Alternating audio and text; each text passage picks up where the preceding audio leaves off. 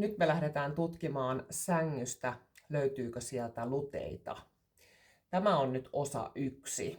Elikkäs ensimmäinen asia, mitä sä teet, sä siirrät peiton siitä pois, katsot, että näkyykö täällä lakanassa mitään verisiä jälkiä, koska kun ludet puree sua, niin yleensä siitä voi jäädä semmoinen pieni veripisara sit sinne lakanaan.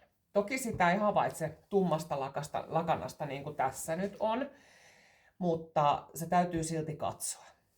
Sen jälkeen petauspatjan alaosa, täältä alta ihan kaikki kohdat. Sä tutkit, onko siellä mitään viitteitä. Sitten nämä saumakohdat. Täällä näkyy esimerkiksi tämä petauspatjan sauma. Niin tämä kohta, ne viihtyy hyvin usein myös näissä saumoissa ja näiden saumojen alla. Tutki se. Sitten sä tutkit kaikki patjojen välit, eli tässäkin kun on tää runkopatja ja sitten on vielä tää peruspatja, niin täältä alta. Eli sä joudut nostaa sen sängyn niin kuin ylös alaisin, että sä näet kunnolla.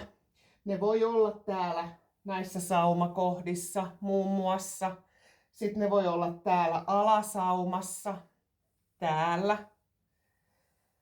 Ja jos niitä puremia on tullut kehoon vasta niin kuin muutamia, niin niitä on tosi vaikea sieltä tietämättömän löytää.